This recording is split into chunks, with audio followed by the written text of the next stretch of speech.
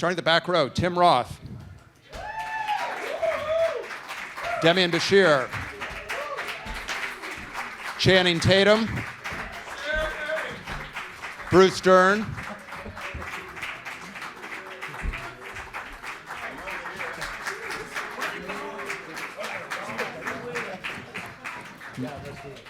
Hello, Bruce. Michael Madsen. You're in the back row there. Front row, Kurt Russell. Jennifer Jason Leigh. Quentin Tarantino. Samuel L. Jackson. And Walton Goggins.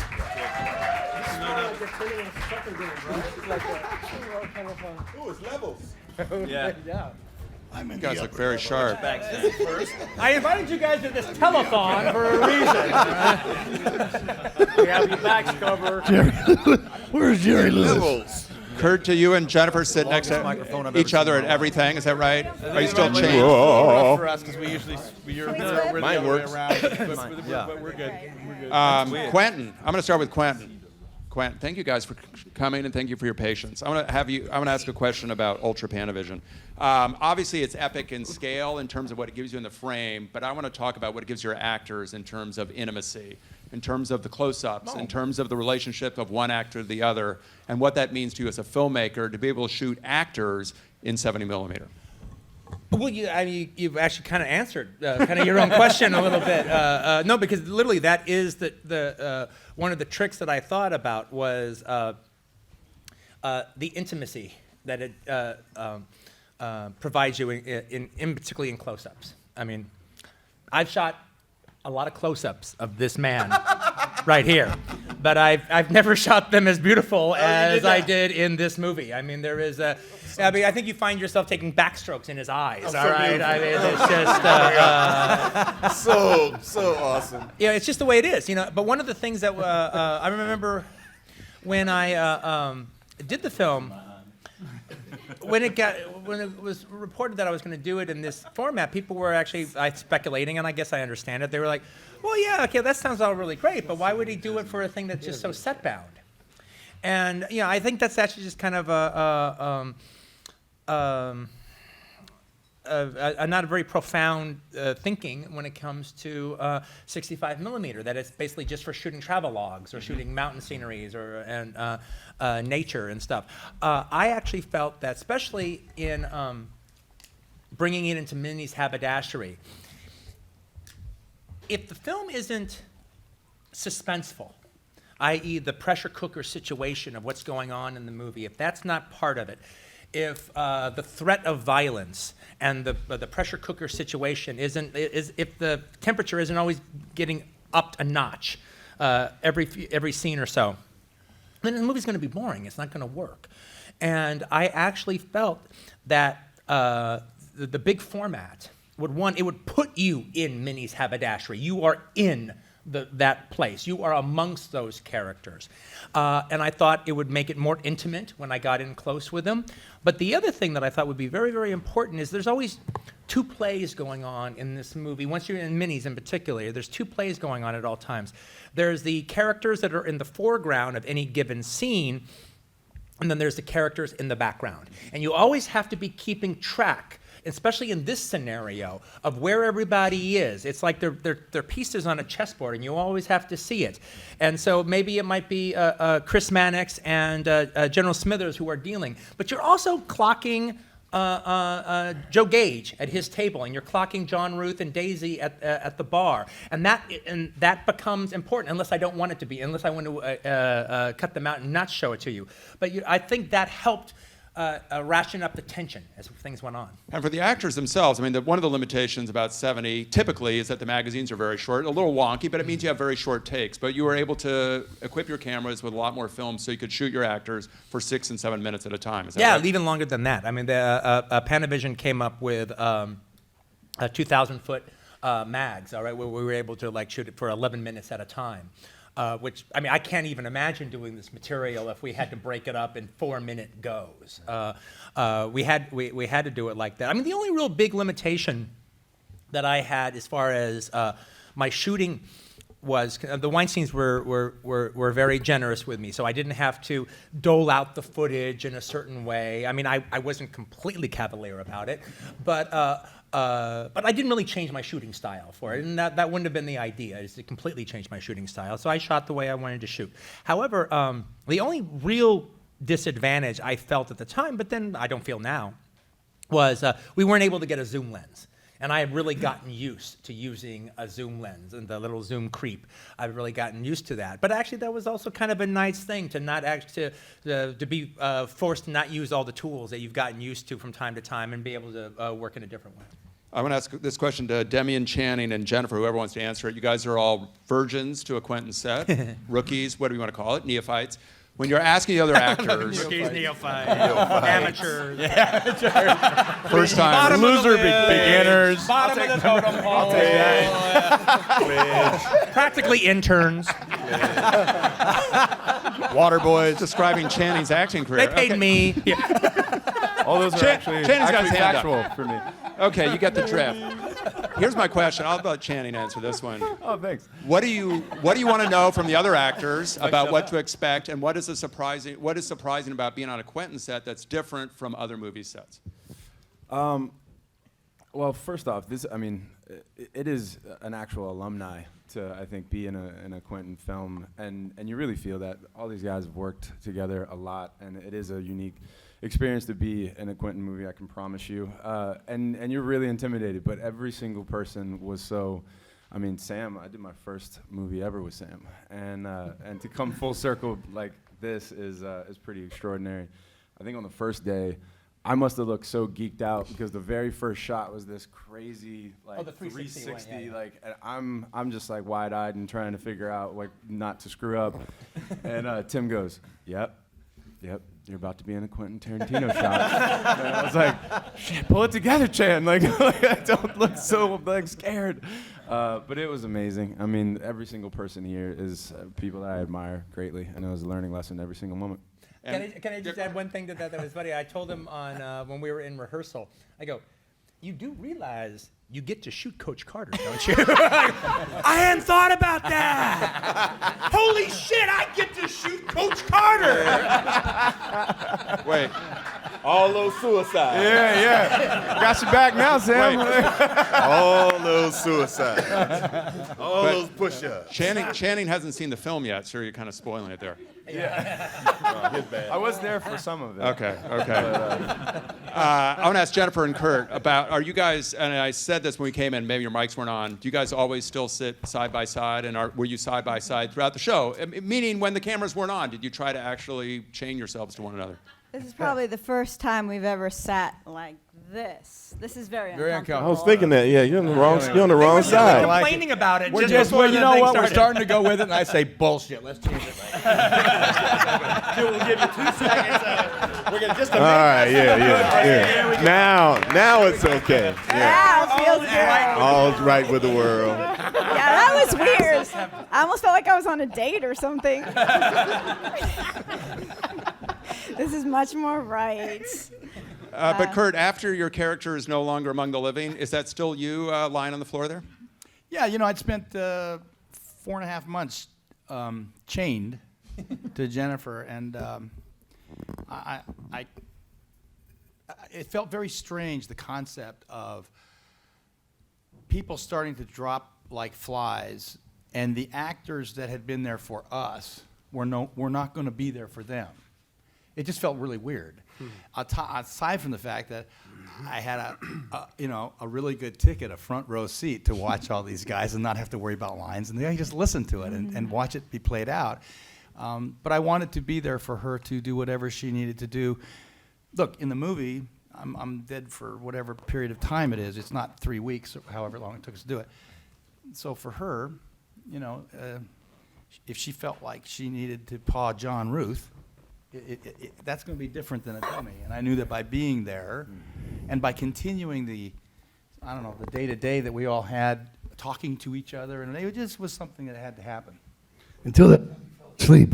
Yeah, that's true. That was it was like, Jennifer, why did you stop? Because John Ruth is snoring. Dear guy snoring.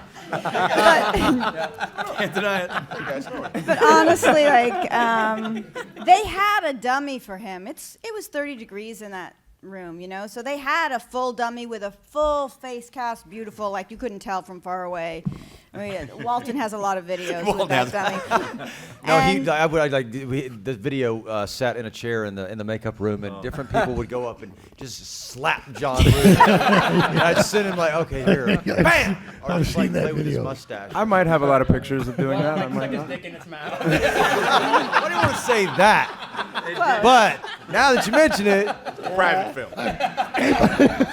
go ahead, darling. Sorry about that. Go ahead. Okay, but Footage can be found on the black web. I've got a question for Sam. Other actors can jump in if they wasn't want finished. to. You No, wasn't done with I'm her sorry. job. I'm sorry. Keep going.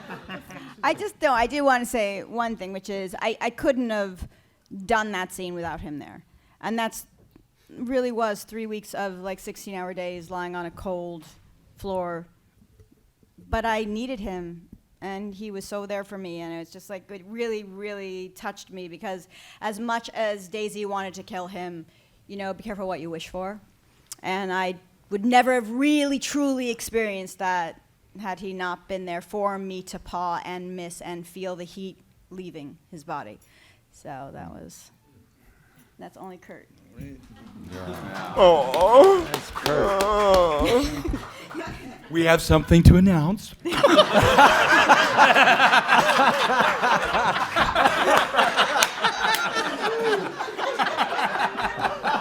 Well played. Get a room. Okay. Now I'm coming to you, Sam. But other actors, you can answer this. Quentin's obviously very precise in his language, and when you make a Quentin movie, if people don't know, you say the lines that Quentin has written. Yeah. As an actor, when there's no room. Not him. Okay. Well, that's my question. Every actor here is like, not this motherfucker. So my Yes. yes. Come on. Keep the myth alive. Keep the myth alive. Yes. you Outside say of exactly yourself. What Quentin writes. The other actors have. I mean, I guess it's a good point of debate. What does that give you as an actor when you're staying relatively close? I think other actors maybe a little bit closer to what's written in terms of what it gives you as an actor. A lot of actors like to wing it, like to improvise. When you're staying close to the dialogue, what does that benefit you in terms of your performance? I mean, there's not a lot that you need to change. I mean, Quentin and I have conversations about what I say, and I don't just willy-nilly change things. If I want to say something else, I'll go to him and discuss it with him, and we'll talk about it. And he'll say, well, let me hear what I wrote, and I'll say what he wrote. Well, let me hear what you want to say, and I'll say what I want to say, which is very close to what he wrote. I just want to say it another way because I think it comes out of that character's mouth a different way. And he'll say, okay, or he'll say, no, I'll leave it the way I wrote it. And that's generally what happens. The rest of these motherfuckers need to say what he says. Why'd you point at me? You point specifically right. We right kind of behind on the same wavelength, and generally when I get it, it's exactly what it needs to be. As characterization starts, and as we're in rehearsal, there are times when I'll feel like I didn't say enough, or I didn't have enough to say, and I'll say to him, could you add something here so that I can answer that or clarify this? And Quentin will do that. But by the time the rehearsal period is over and we get there and we're ready to do it, nothing changes except, I mean, the only big change we had from being around the studio table and in minis in the studio and being outdoors with the stagecoach was the cold. That was the one thing, that was the wild card that we didn't really know about. And all of a sudden it changed the urgency of everything we wanted to do, especially outdoors. It's like, okay, I want to get inside that stagecoach now because I don't like the snow running down my neck. Bruce, someone asked the same question to you about working with Quentin as an actor. You've worked with a lot of great directors over the course of your career. What is it special to you about working with Quentin, and how does he affect you as an actor? Well, Scoot in a wee bit. in my journey, I don't think I've ever said this before, but this is the first movie I've ever done where I felt privileged to lend a hand, because that's what you do for him. He expects everybody, I don't know what percentage you'd say, but let's say casting is 80% of a movie. And he expects the people that he brings to do what he hired them to do and not act and be somebody else. And I felt that he asked me to come along and lend a hand. And so that's basically what it is. I mean, you've got, when you go to work for him, everybody on the set, and we're talking about everybody behind the camera, division by division by division, everybody knows you have a chance to go to the playoffs. But what you don't know is that what you're going to end up in this one, it's my first time in an opera, because the guy made an opera. And just to be a part of that, I couldn't sit through a fucking opera, but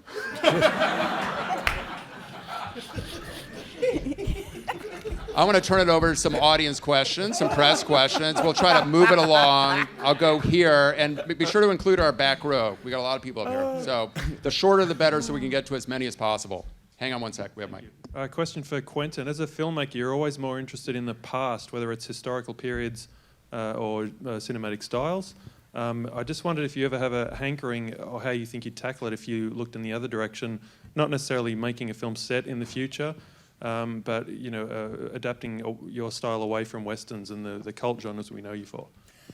That's, actually, that's a really interesting idea. I don't think anyone's ever proposed it exactly the way you proposed it to me.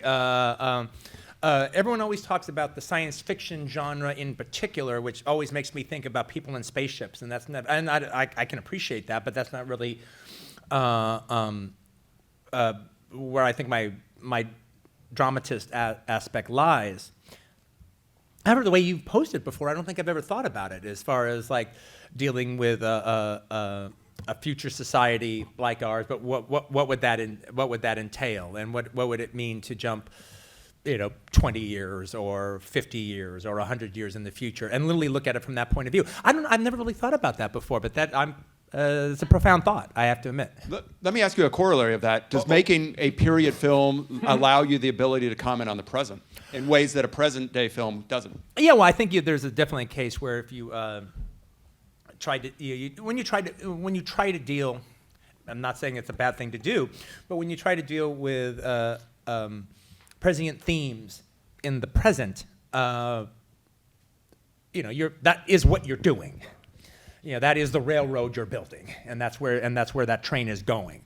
And that can actually be fantastic. We can all point at versions in cinema history that has been profound. I do like putting scenario first. I do like putting story first, and I actually like masking whatever I want to say in the guise of genre, so I can say it with my left hand and then deal with the right hand with the genre dictates. However, in this instance per se, or in particular, I guess what I meant is, it's one of the benefits of the Western genre. I think there's no other genre that deals with America better in a subtextual way than the Westerns being made in the different decades, i.e. like the 50s Westerns very much put forth an Eisenhower idea of America and an American exceptionalism aspect of it, where the Westerns of the 70s were very cynical about America. And it was a drag that first draft of the script got out when it did. However, as we were making this movie was during that last year and a half where many of the themes that we were dealing with, we were watching on television when we got home, and we would come to the set and we would talk about them. The one good thing about the script getting out there as soon is I'm on record for having written this before all this shit started popping off in the last year and a half. Next question. Let's go. The other good thing about that too is I died a lot earlier in that other script. Yeah. So aggressive. I forgot about that until you mentioned it to somebody else. Yeah, I did. We'll go here. Wait for your microphone. Again, spread the love around. Hi, See if you can ask some other people questions. Mario from Mexico. I would like to ask with the Mexican fella over there. Of course, if you're from Mexico, yeah. Can you talk? You are famous in Mexico to explore to the bones the characters and having fun portraying them. Can you talk about how much fun do you have in the set and how much you were allowed to do it in your character? Viva Mexico, cabrones.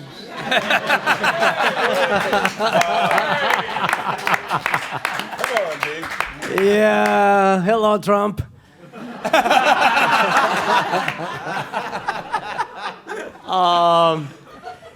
I just had the best seat in the house. House seats, from day one, meeting this guy right here and being a big fan of his films forever.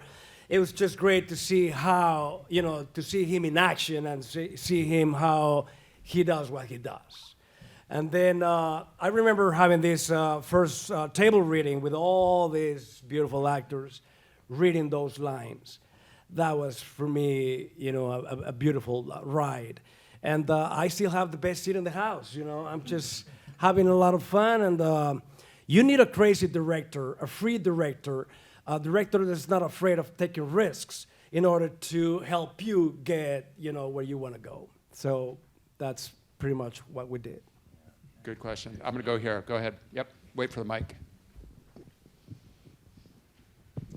This is for Michael and Tim.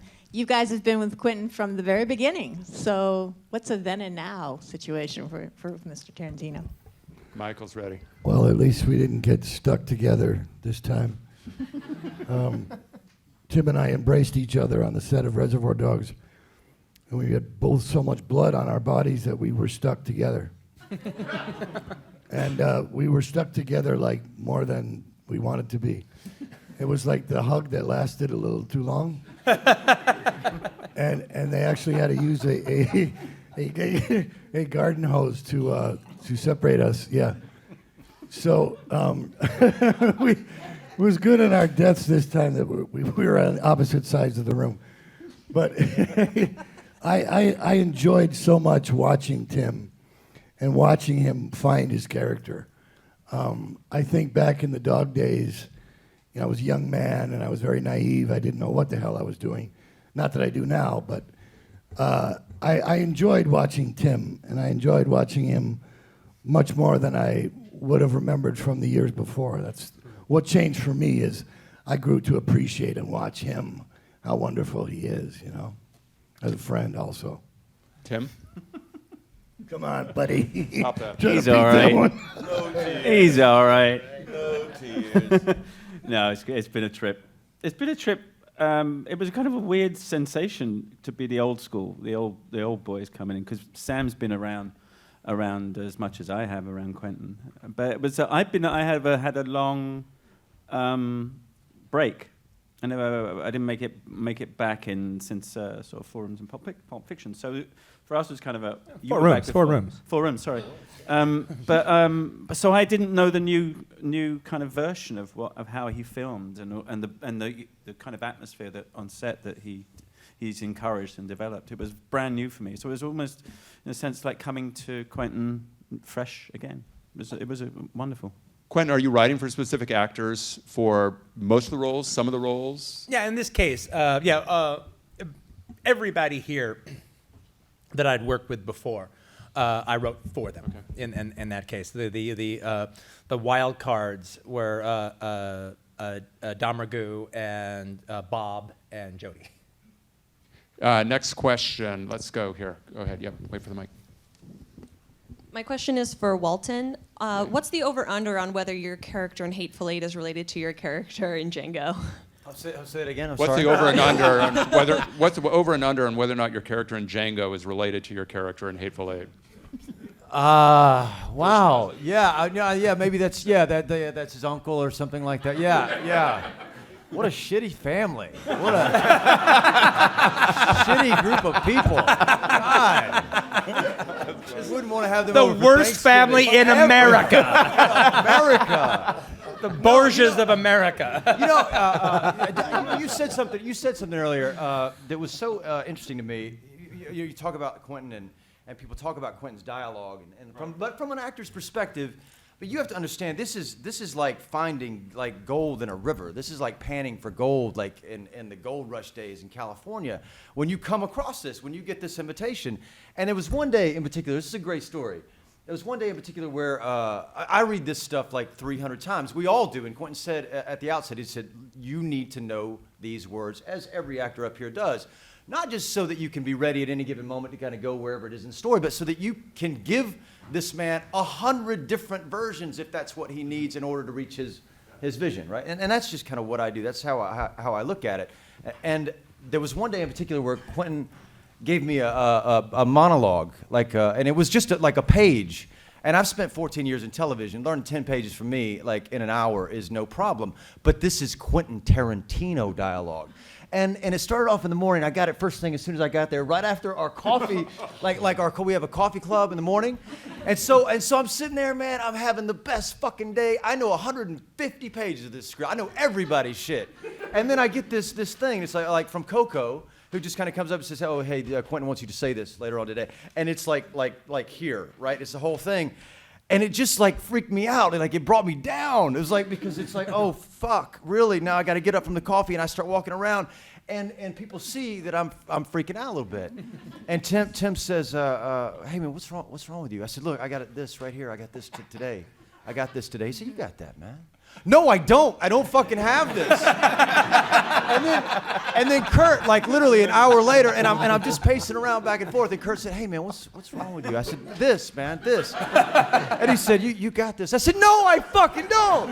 And then the same with Sam. Sam said something too, because I just walk and I pace. And then that night, it all came down to it was the last thing that we shot, and it was with me and Bruce, and we're sitting there in the chair, and even then I'm just fucking freaking out, and Quentin just looks at me and he says, "You got this, mate."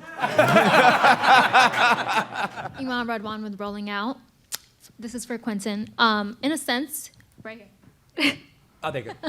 In a sense, you created your own genre. Your movies are powerful and thought-provoking, and often dancing on the edge of being politically correct. What are your thoughts on being politically correct in today's society? I don't have much thought on that, other than just kind of, I guess, in a conversation like the way you're having it right now, the way you're asking for it to me right now. Or, I guess I just don't think about it that way. I mean, it isn't. One can be inclined to just say, "Oh, F this political correctness. I don't have time for that." But also but in polite society, there is such a thing as sensitivity to some issues as time has gone on. And there was a time that we weren't politically correct at all, and we all wince at moments when we look past and we see that. I don't really know what the answer is as far as that is concerned. However, me as an artist, I don't really think about it at all. It actually is not my job to think about that. Especially in terms of with me as a writer, in particular also as a filmmaker, but I'm not worried about the filmmaking part, because if I've written it, that's what I'm gonna do. But in particularly as a writer, it is my job to ignore social critics or the response that social critics might have when it comes to